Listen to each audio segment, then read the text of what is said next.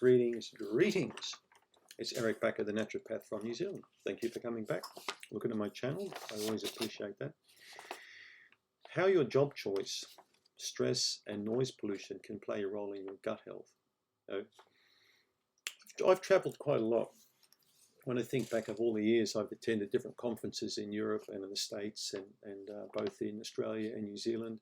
I've been to medical conferences, I've been to sort of like raw material expos and shows. I've sort of traveled a bit, and on my travels I've often stayed in different places and been exposed to different levels of noise or pollution or things like that.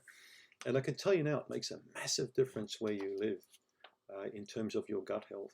So you can really see the difference in people, particularly in a job like mine, when people come to you from different occupations and different backgrounds, different stress levels, different academic abilities, particularly people in different occupations. I've paid a lot of attention to over the years, and I've seen many different people. You can imagine jet pilots, bus drivers, coal miners, single mums, entrepreneurs, all sorts of people. And the level of stress in some of these occupations is incredible, and you can really see that reflecting in gut health. You see this particularly with people like long-haul airline pilots who are sitting there, for hours and hours, and also bus drivers or truck drivers sitting there. Many of them end up with blood sugar problems and bowel problems because of the prolonged amount of concentration and fatigue. People who work in mines, I saw quite a lot of people who worked in mines over the years, and what an incredible job that is. Actually, they're a breed apart, the miners. They just love this kind of work. But suffice to say, it's an extremely dangerous job and very toxic job. But it's very rewarding for those people because the camaraderie they built up with their friends is second to none. Right? So, but some of the most intense stress I've seen in terms of occupation weren't people working in these kind of environments. These are people at home looking after kids, an average mom and dad. Okay, this is highly stressful. So when you've got 3 or 4 children in a family like I had, they're grown up now, it's like running a major corporation. Okay, you've got all sorts of stuff to deal with, 24 hours a day, constant for years and years on end. And this stress grinds away at you, can cause dysfunction. That's why it's important to be in a good relationship with friends or family, so you can really talk about problems, work things out, rather than just have them all going through your mind. Fatigue is something that really wrecks a lot of ladies and guys in those positions. They just get basically worn out, okay?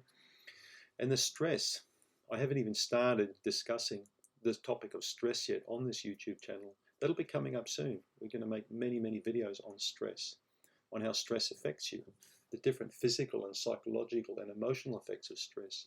They're quite profound. A lot of things that you may not be aware of can really be mucked up through stress. And it's the same with noise pollution. I found this when I was in Los Angeles. I stayed in a hotel and just the trucks that were going up and down the highway. I arrived in town late one night and I couldn't really get accommodation.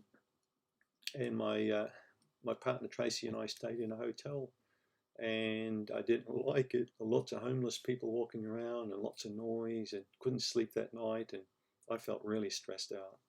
I can't imagine what it'd be like to be homeless, to have that kind of stress, level constantly. So these things seriously affect your gut health. All of these things I've discussed affect your gut health because they make you stressed inside. And when you're stressed inside, you're often not thinking about your health. All you're focused on is the problem and how you're going to deal with the problem. And when it comes to diet, in many cases, your cravings will change. Your desires for certain foods will change as you get increasingly stressed.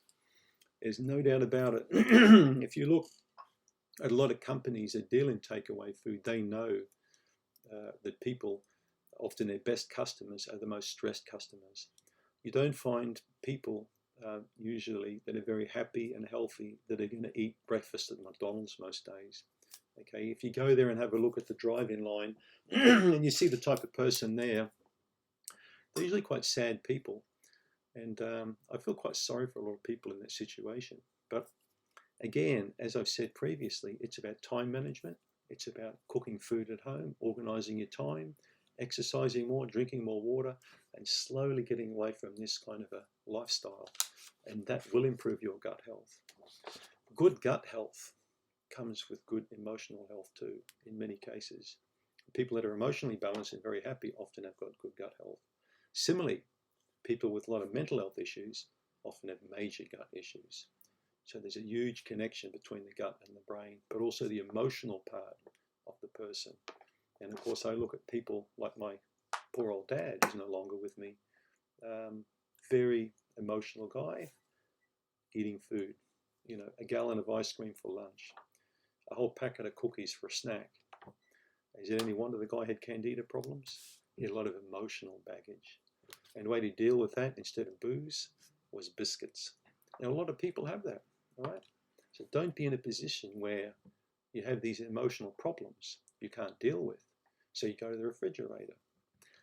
Gut health problems, all right? Emotional problems, gut problems. Think about it. And that's all I want to say.